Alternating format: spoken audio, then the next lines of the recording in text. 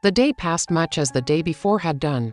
Mrs. Hurst and Miss Bingley had spent some hours of the morning with the invalid, who continued, though slowly, to mend. And in the evening Elizabeth joined their party in the drawing-room.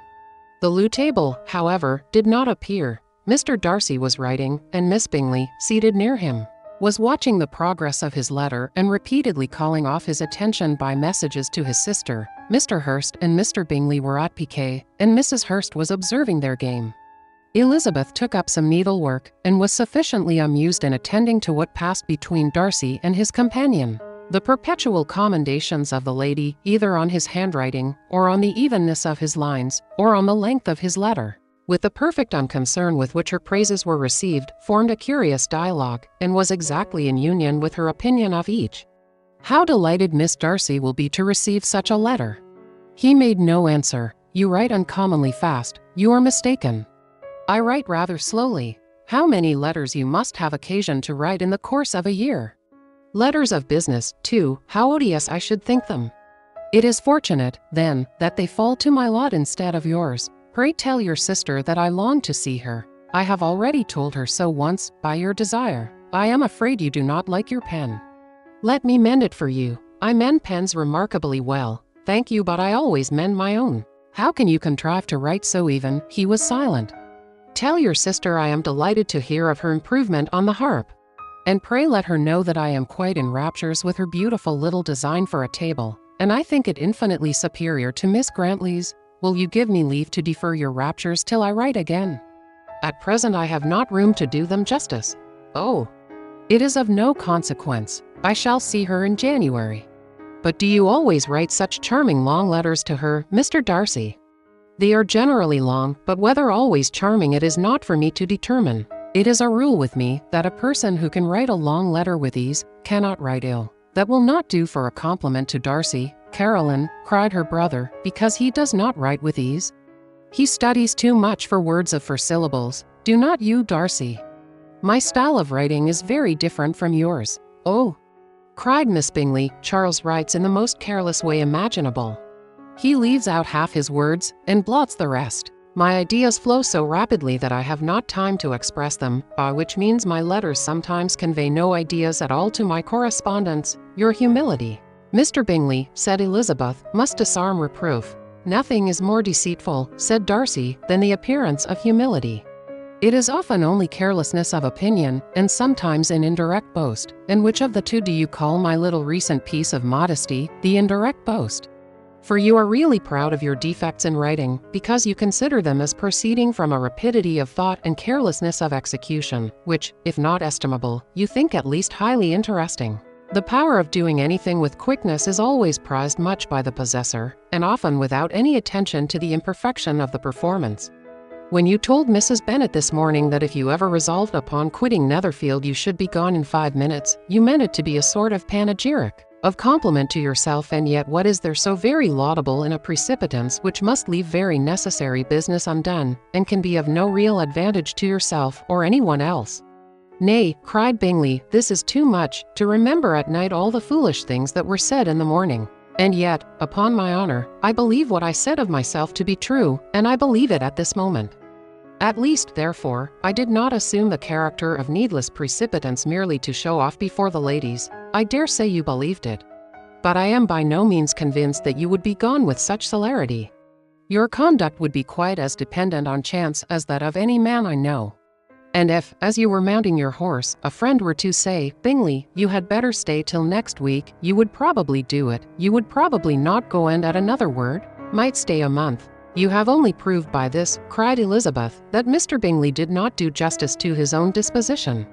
You have shown him off now much more than he did himself. I am exceedingly gratified, said Bingley, by your converting what my friend says into a compliment on the sweetness of my temper. But I am afraid you are giving it a turn which that gentleman did by no means intend. For he would certainly think better of me, if under such a circumstance I were to give a flat denial, and ride off as fast as I could. Would Mr. Darcy then consider the rashness of your original intentions as atoned for by your obstinacy in adhering to it? Upon my word, I cannot exactly explain the matter. Darcy must speak for himself. You expect me to account for opinions which you choose to call mine, but which I have never acknowledged. Allowing the case, however, to stand according to your representation, you must remember, Miss Bennet, that the friend who is supposed to desire his return to the house, and the delay of his plan, has merely desired it, asked it without offering one argument in favor of its propriety. To yield readily easily to the persuasion of a friend is no merit with you. To yield without conviction is no compliment to the understanding of either. You appear to me, Mr. Darcy, to allow nothing for the influence of friendship and affection. A regard for the requester would often make one readily yield to a request, without waiting for arguments to reason one into it. I am not particularly speaking of such a case as you have supposed about Mr. Bingley. We may as well wait, perhaps, till the circumstance occurs before we discuss the discretion of his behavior thereupon. But in general and ordinary cases between friend and friend, where one of them is desired by the other to change a resolution of no very great moment, should you think ill of that person for complying with the desire, without waiting to be argued into it, will it not be advisable, before we proceed on this subject, to arrange with rather more precision the degree of importance which is to appertain to this request, as well as the degree of intimacy subsisting between the parties? By all means, cried Bingley, let us hear all the particulars, not forgetting their comparative height and size. For that will have more weight in the argument, Miss Bennet, than you may be aware of. I assure you that if Darcy were not such a great tall fellow, in comparison with myself, I should not pay him half so much deference. I declare I do not know a more awful object than Darcy, on particular occasions, and in particular places. At his own house especially, and of a Sunday evening, when he has nothing to do, Mr. Darcy smiled. But Elizabeth thought she could perceive that he was rather offended, and therefore checked her laugh. Miss Bingley warmly resented the indignity he had received, in an expostulation with her brother for talking such nonsense. I see your design, Bingley, said his friend. You dislike an argument, and want to silence this. Perhaps I do. Arguments are too much like disputes. If you and Miss Bennet will defer yours till I am out of the room, I shall be very thankful. And then you may say whatever you like of me. What you ask, said Elizabeth, is no sacrifice on my side. And Mr. Darcy had much better finish his letter. Mr. Darcy took her advice, and did finish his letter. When that business was over, he applied to Miss Bingley and Elizabeth for an indulgence of some music.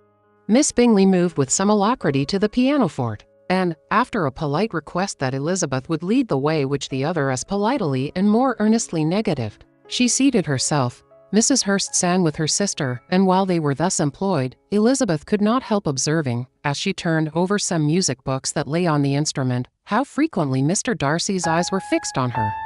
She hardly knew how to suppose that she could be an object of admiration to so great a man. And yet that he should look at her because he disliked her was still more strange. She could only imagine, however, at last that she drew his notice because there was something more wrong and reprehensible, according to his ideas of right, than in any other person present. The supposition did not pain her. She liked him too little to care for his approbation. After playing some Italian songs, Miss Bingley varied the charm by a lively Scotch air. And soon afterwards Mr. Darcy, drawing near Elizabeth, said to her, "Do not you feel a great inclination, Miss Bennet, to seize such an opportunity of dancing a reel?" She smiled, but made no answer. He repeated the question, with some surprise at her silence. "Oh," said she, "I heard you before, but I could not immediately determine what to say in reply. You wanted me, I know, to say yes, that you might have the pleasure of despising my taste. But I always delight in overthrowing those kind of schemes, and cheating a person of their premeditated contempt. I have, therefore, made up my mind to tell you that I do not want to dance a reel at all, and now despise me if you dare. Indeed, I do not dare." Elizabeth, having rather expected to affront him, was amazed at his gallantry. But there was a mixture of sweetness and archness in her manner which made it difficult for her to affront anybody. And Darcy had never been so bewitched by any woman as he was by her. He really believed that were it not for the inferiority of her connections, he should be in some danger. Miss Bingley saw, or suspected enough to be jealous, and her great anxiety for the recovery of her dear friend Jane received some assistance from her desire of getting rid of Elizabeth. She often tried to provoke Darcy into disliking her guest by talking of their supposed marriage and planning his happiness in such an alliance.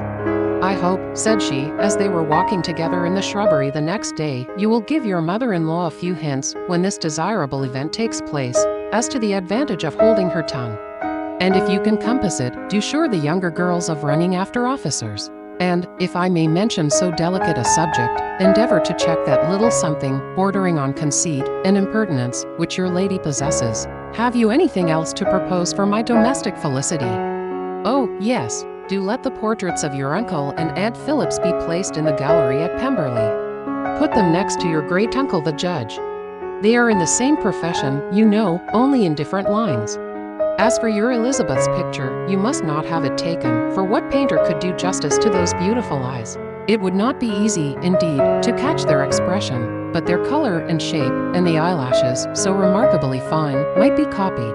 At that moment they were met from another walk by Mrs. Hurst and Elizabeth herself. I did not know that you intended to walk, said Miss Bingley, in some confusion, lest they had been overheard.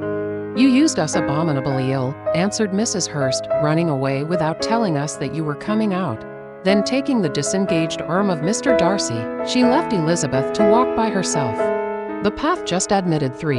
Mr. Darcy felt their rudeness, and immediately said, "This walk is not wide enough for our party. Stay where you are. You are charmingly grouped, and appear to uncommon advantage." The picturesque would be spoiled by admitting a 4th, viewed by. She then ran gaily off, rejoicing as she rambled about, in the hope of being at home again in a day or 2. Jane was already so much recovered as to intend leaving her room for a couple of hours that evening.